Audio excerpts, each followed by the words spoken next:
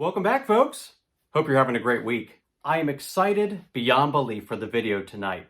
We're going to be breaking down all of the pieces that I picked up at the York meet in York, Pennsylvania. Last week, we took a walk through Lionel's booth and had a great tour of what's coming from Ryan Kunkel. But this week, we're going to go through what we're adding to the collection, and it's going to be a lot of fun. And I promise, I'm not going to open the boxes, but we're going to go through each piece, and you're going to see it running on the track. So sit back, relax, and enjoy.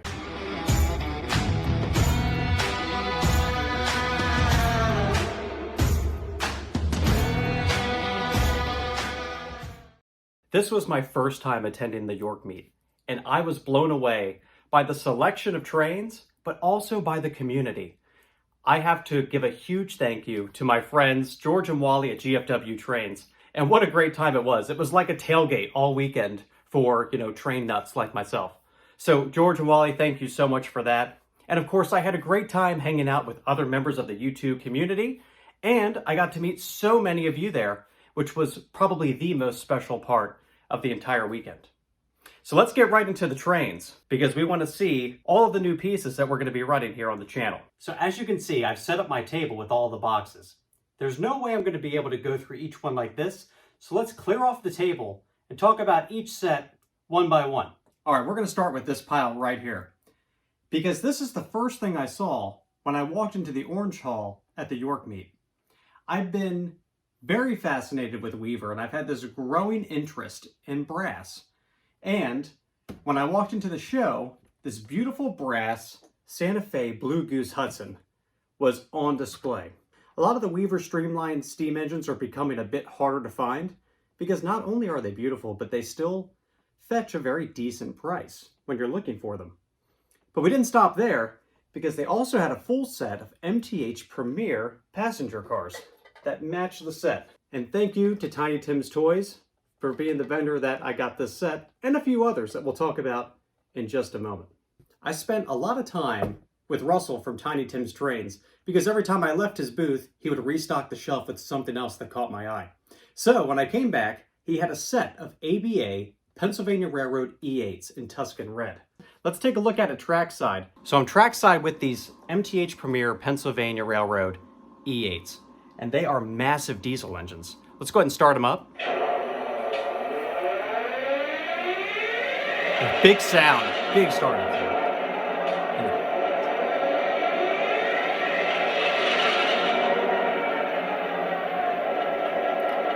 Let's give it a little toot-toot.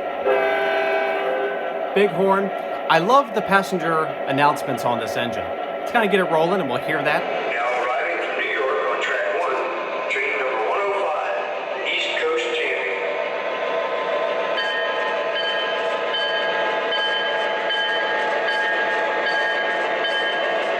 By the end of the show, Russell and I had gotten to know each other pretty well for being there a couple of days, and he noticed something about the shirt I was wearing, the Katie.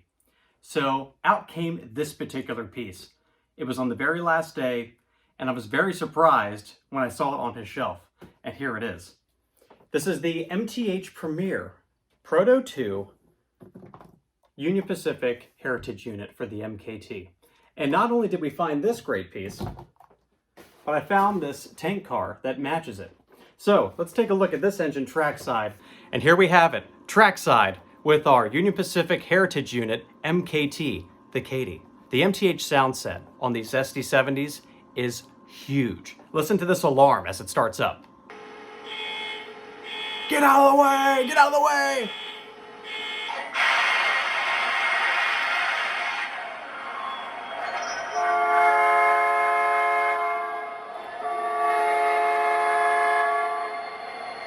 The Katie takes its maiden voyage on the RBP layout.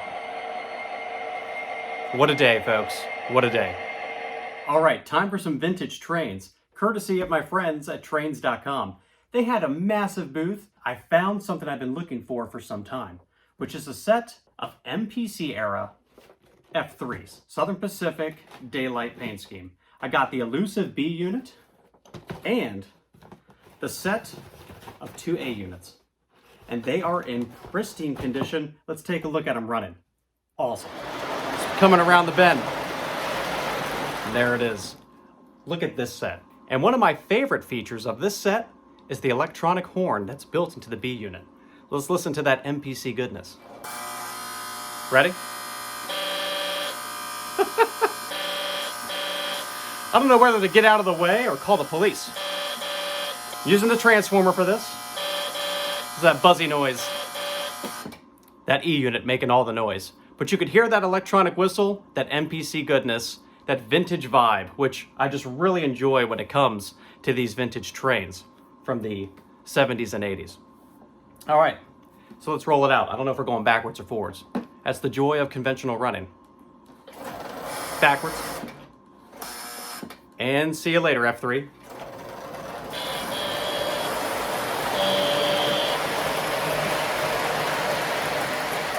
Let's see what's next. We'll get back to the engines in just a moment, but I wanted to show you a piece of rolling stock I picked up. It's a Railbox boxcar, and it may seem insignificant, but this little Railbox car that's in my hand is from my first train that I had when I was 4 or 5 years old, something like that. And I've been looking for one in O gauge, and I found this courtesy of my friends at Iron Horse Trains. Where am I? Oh, here. Let's push this box to the side. Getting covered in O gauge train boxes. While we're on the subject of rolling stock, I paid a visit to my friends at Stockyard Express. I spent a good bit of the weekend with my friend Jason from JD Stucks. You all know his channel. Awesome stuff. He was a big influence in me starting my own channel, and it was so great to hang with him. But Stockyard Express is a store that he frequents all the time. And I talked to Clyde and found this great set of MTH Premier flat cars with Humvees. Oh yeah. I have a bunch of tanks. You've seen them on the channel before, but I really wanted to bolster my military train. That's going to lead us into the next thing that I found at Nassau Hobby. And let's talk about that right now. So after finding those Humvees, I was walking through the halls and I came across Nassau Hobby. Huge retailer, huge O-gauge selection, and a great store. And of course, on their display, I found something else that caught my eye. And it was a set of Lionel Sharks in the U.S. Army paint scheme. Check this out. Oh yeah, this is one mean looking engine. Look at that. Not only do these engines look outstanding, and they're one of the last ones to show up from this run, but I got the two A units, which are powered, and I got the Super Bass B unit. So it is bassy, and it throws some sound. Let's hear these on the track, because you have to hear them to really appreciate them. When it comes to diesel sounds, the Lionel Legacy Sharks that came out this year are probably some of the most interesting sounds I've heard. Let's give it a listen.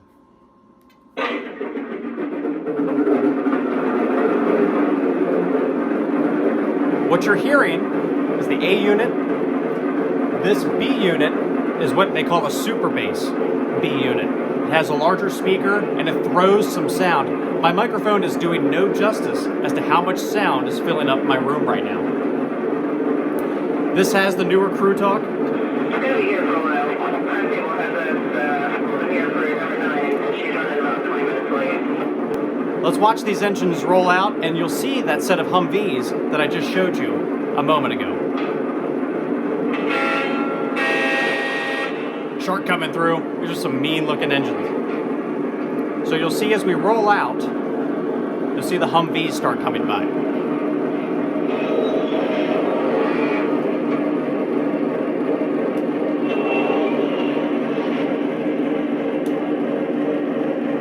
So many little details. I dropped one of these, totally broke pieces off, and it glued right back together. Had to get crafty.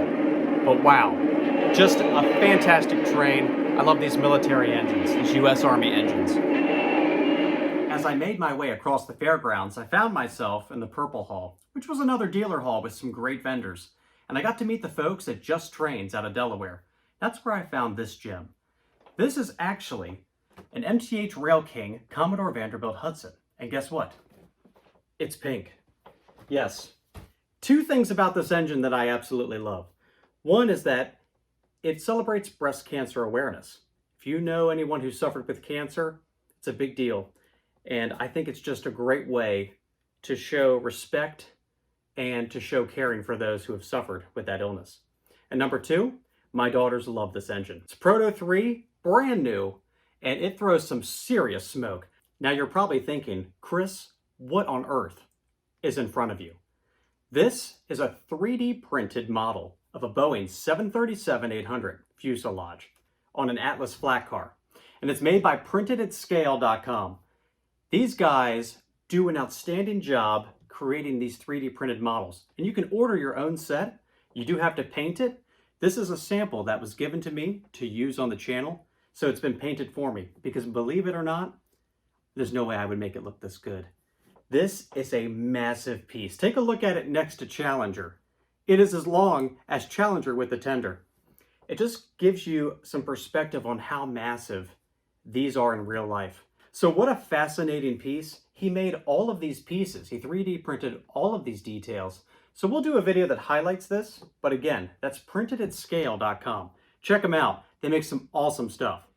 Just a few more items to go to round out this great haul from the York meet. Another vintage find right here. This is the Lionel MPC era general set.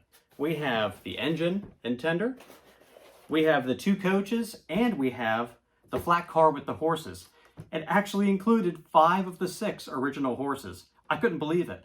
It's really hard, if you collect MPC era stuff, it's really hard to find these flat cars from the MPC or post-war eras, especially post-war eras, that still have their accessories. And it's just a very iconic set from that era. So the MPC General, I got this at Grabowski's Trains. That's also where you're going to see my last and final item. Are y'all still with me? You still watching? This is a good one. This is a good one. The Lionel Legacy Empire State Express. Let's look at this trackside. The Streamline Hudson is my favorite locomotive. What's yours? Let me know what your favorite locomotive is. I think it's one of the most beautiful steam engines ever made, and the fact that it's even sitting here on my layout is blowing my mind. So let's listen to it. This is an excellent sounding engine. Let's check it out. Ladies and gentlemen, the Empire State Express is now boarding. We are boarding and ready to go. Let's roll it out. Take a look at this train. What a set. Oh wait, here we go. Here, ready? Whistle, whistle. Green light, clear to move. Over. Engineer, we good? Copy that. Out. We got the green. Out we go. See ya. The Empire State Express is Tower, we're on the move. Over. I'm speechless. Speechless. What a train.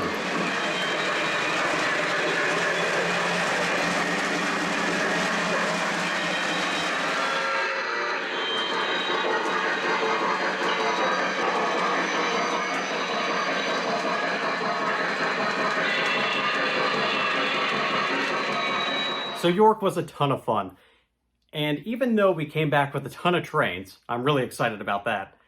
I loved the experience of hanging out with all of my friends, getting a chance to go and run trains with other folks, getting a chance to spend time in person with lots of members of the community. It made it that much more special. Even the Hudson can't compete with the friendships that I've made in this hobby. As always, a huge thank you to all of my subscribers and everyone who's been supporting this channel. My name is Chris, and this is RVP Trains. We'll see you next time.